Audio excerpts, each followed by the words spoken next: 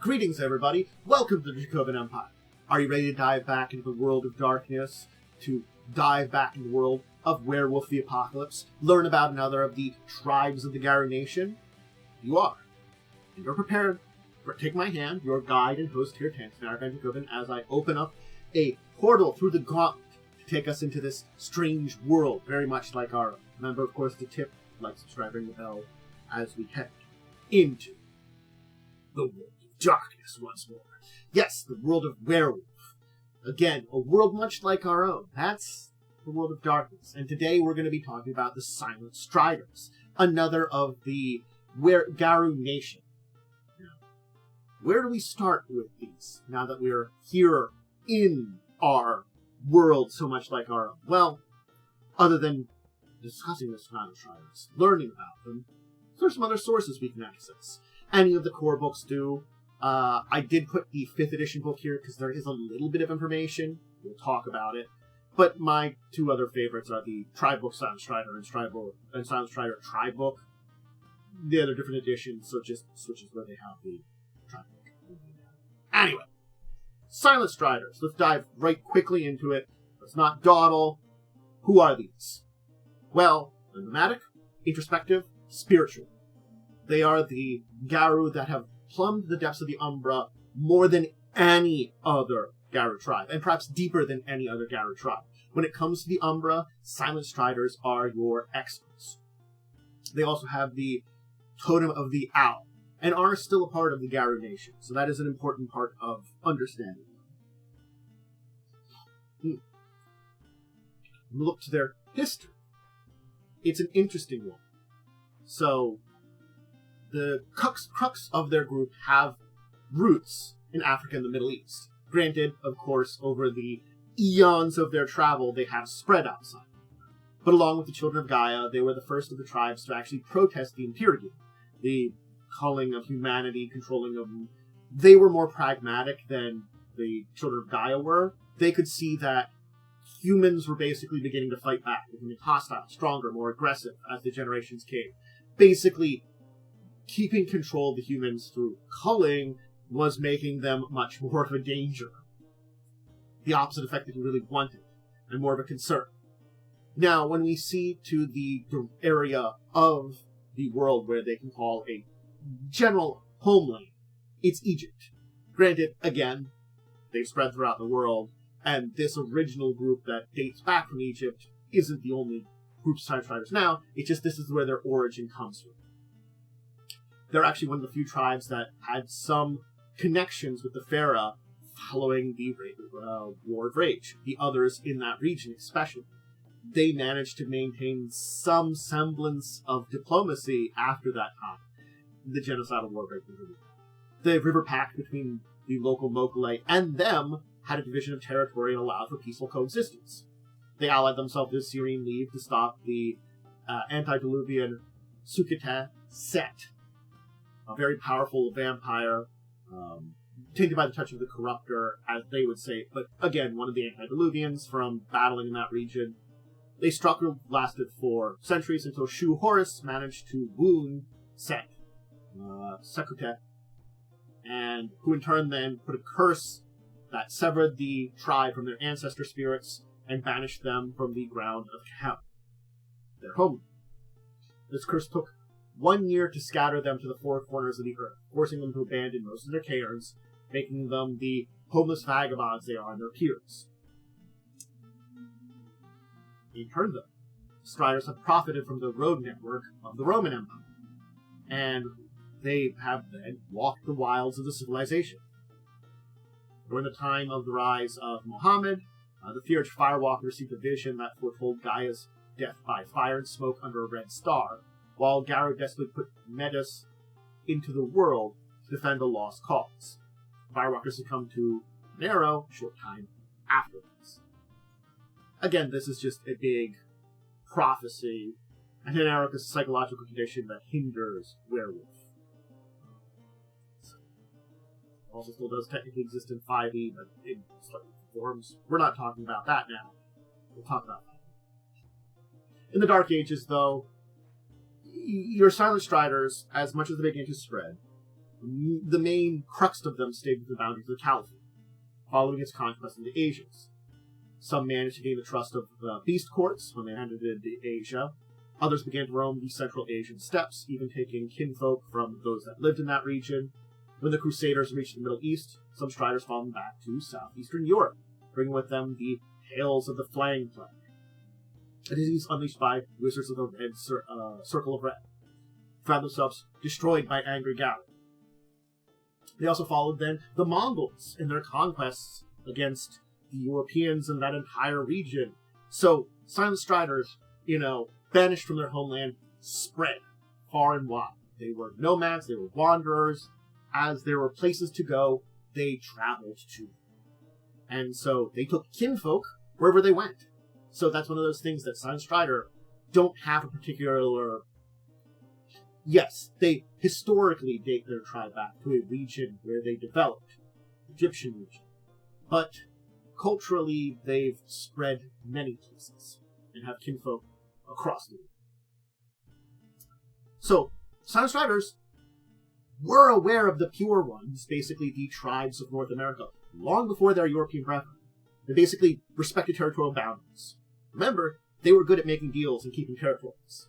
When America was colonized, though, some younger Striders followed them, the others out of curiosity, establishing kinfolk family, enjoying these unspoiled lands. Strife with the natives led to bitter grudges. And Silent Striders were still more progressive and tried to make amends.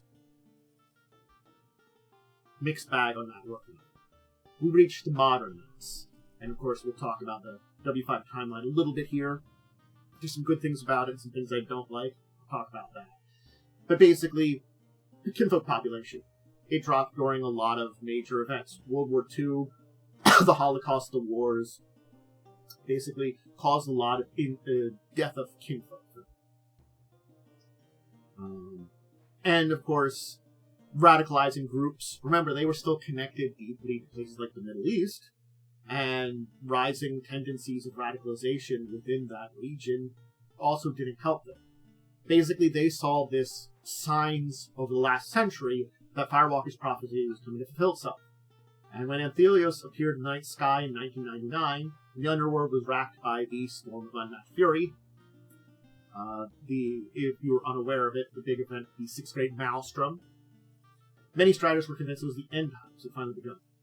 And it was also the first time in centuries that some of the children were born that could hear the voices of their ancestors, since the curse had been upon the tribe.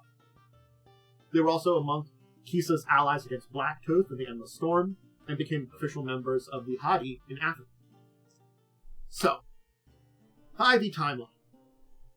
Some interesting things, some good things, some bad things. It's very simple changes, but I'm going to tell you here, it's unnecessary changes. It disconnects themselves from vampires. Basically, they say the curse was not put by Set, Sutek, but rather in powerful malignant spirits that's not fully understood, and as a result often finds sympathetic peoples and familiar practice even among more dispersed cultures. They already kind of did that,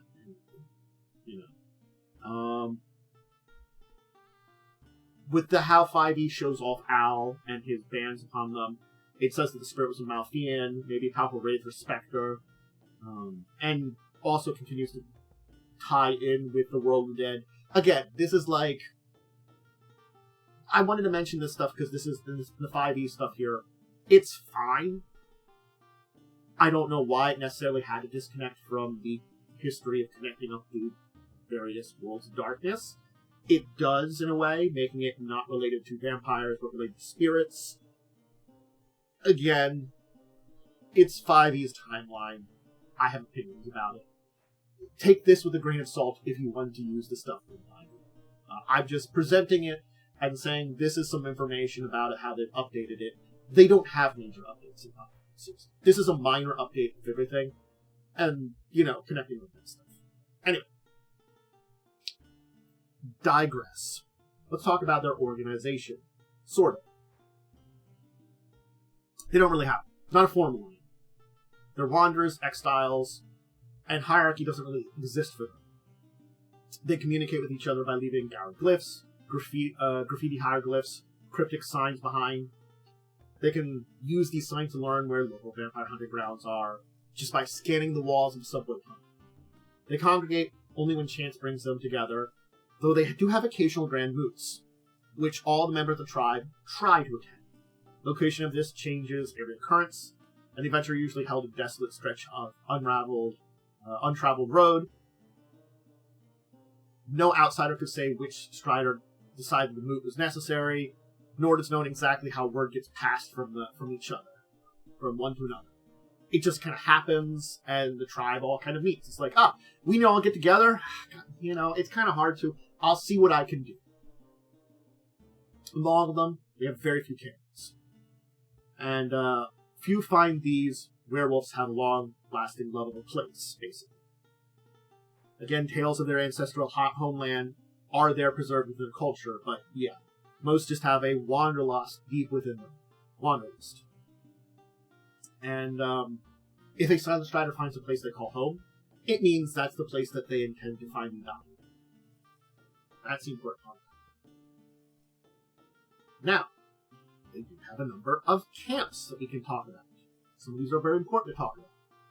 The 5 main ones that are the ones that are more popular known are the Harbingers, Seekers, the Dispossessed, the Swords of Night, and Wayfinders. Harbingers were the first to take the prophecy of the Phoenix seriously. They split up, wandered the world, looking for Worm's sign, and brought the word back. They're still not done telling the Garrow all the worm signs they found. They bring hope, though. They're the wisest of many Garrow, and so if you hear something from a Harbinger, a Silent Strider Harbinger, you better listen to it. Most Silent Striders are, to a degree, a seeker. They wander from place to place, looking for information that just might not have been known. They're clever, resourceful, inquisitive, stubborn, and if you want to know something, ask a seeker. If they don't know the answer, they will point you in the right direction. You know, they know what has happened and what is happening. The Dispossessed. Can't help but worry about them. They try nothing more than to settle down somewhere. Something always seems to prevent them from settling down. They study the apocalypse, and they're most morbid amongst all the Silent Striders. Watch for potence, the coming warning signs. There are rumors that someone might be trying to bring it about. And because of this, it's because some of them believe there could be a home after the apocalypse for them. The Swords of Night, originally known as the Daggers of Nut.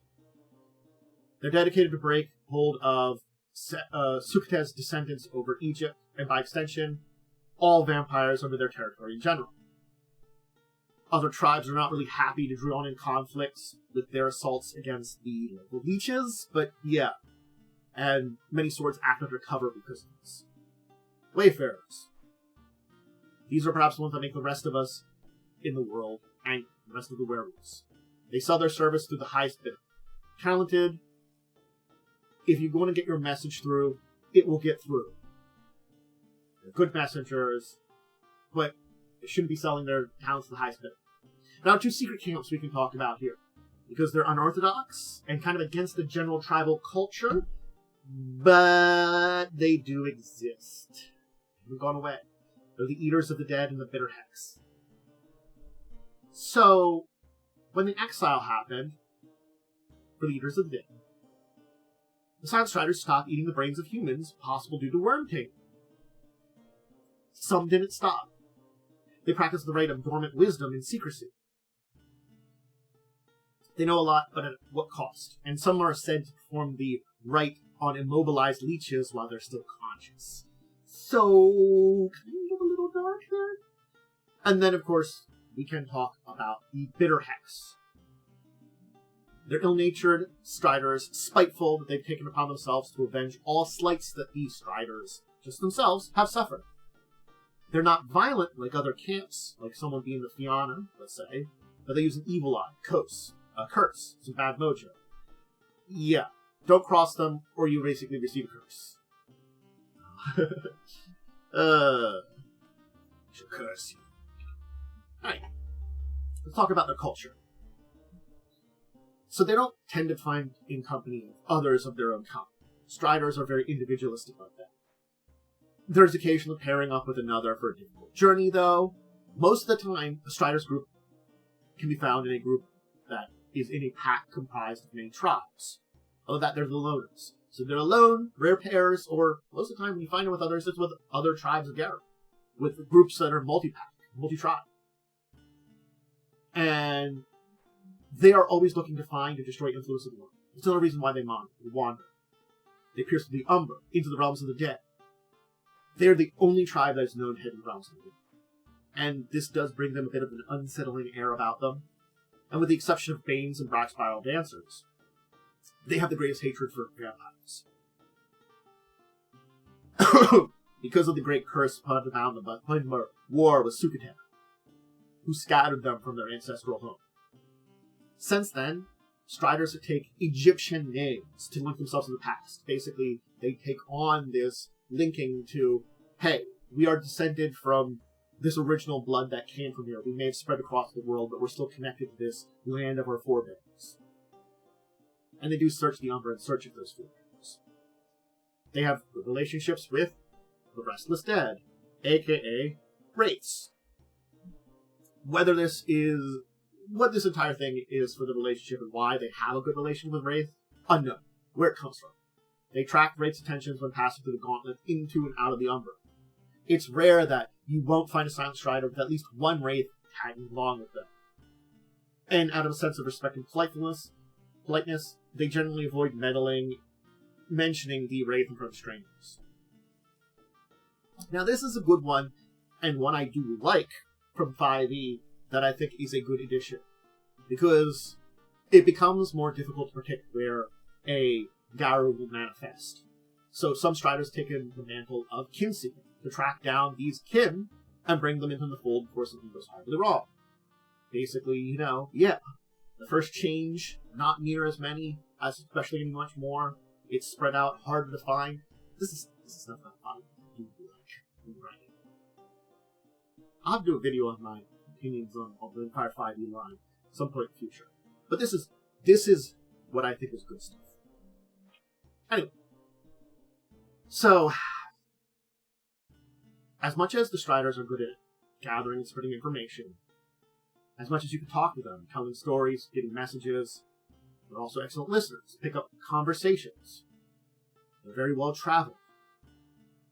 They categorize the tribes into 4 groups. The Dry tribes, who kind of different, Bone Knowledge, Red Talons, Glasswalkers, that include Bunyip, who was lost. Tribes of Honor, who are the leaders. Children of Gaia, Shadow Lords, Silverfangs, the Lost Coalition. Children of Glory, who are the warriors, the Get Fenris, Fianna, Wendigo, former White Howlers. And then Tribes of Wisdom, which are the Ukatena, Black Furies, themselves, and the Stargazers, who've turned away from the Daily Nation. Basically, they see the lost members as cautionary tales of the failings in diving into these pursuits, losing sight of the greater good of the nation. And they use that as examples of the 4 that were lost.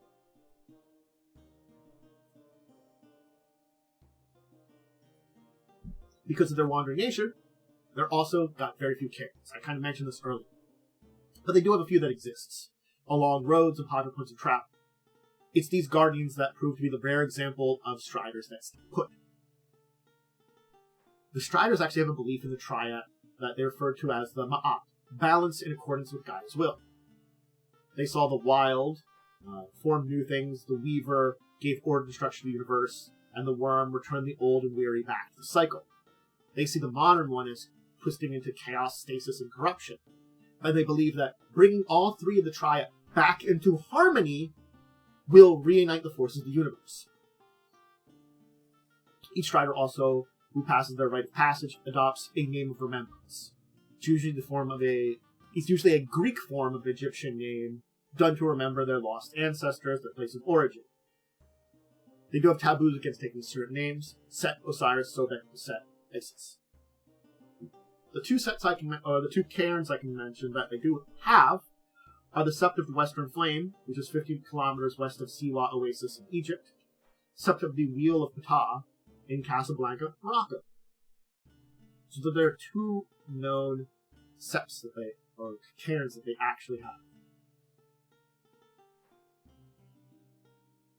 And said West refrain, until 1900, was the only place in Egypt where they could find rest and regain Moses, because of the curse of Hall. The only place in Egypt. Things have changed. They've become curses less. Anyway. There's the Silent Striders. An interesting group because they fill a bunch of different roles. They're information brokers in a lot of ways. They find information, discover it, they wander the roads. A cursed being that has embraced this curse and used it to an advantage to build their tribe. The curse itself, it's not the important part about it.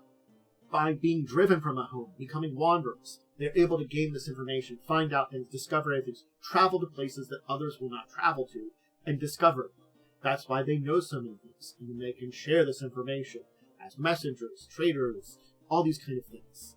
They're also this interestingly connected with the dead, and in probably many ways more ancestors than any other Garu, though finding their own ancestors is very difficult. You know, it's the kind of thing is they're looking for their own ancestors, which they've been cursed away from, and diving into the dead. This is such an interesting culmination of abilities that makes sense together, but makes Silent Striders very unique. And again, this is one of those things where I feel like 5e does a decent job with Silent Striders.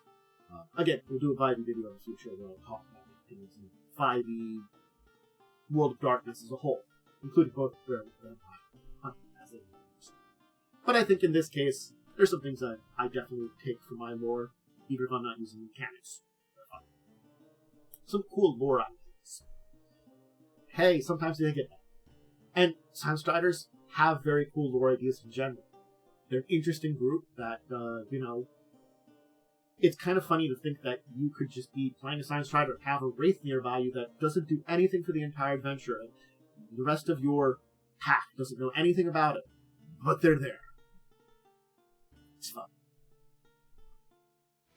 Anyway, that'll be it for today. Remember, check out all of my stuff, whether it's over on Twitch or on YouTube.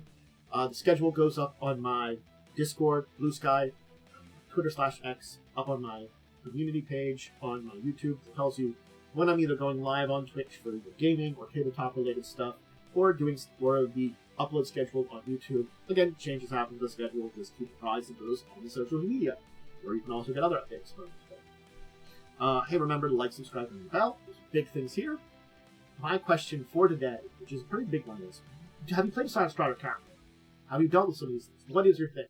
And what do you think about some of the aspects of the history that they've done? I'm curious as to what all of you think out there. Let me know. Anyway, I'm going to hang out with Twitch, record some more videos, do some other stuff. Till the next time, hang out, do anything, talk about World of Darkness, other role-playing games. Bid all of you out there a deep and wonderful farewell.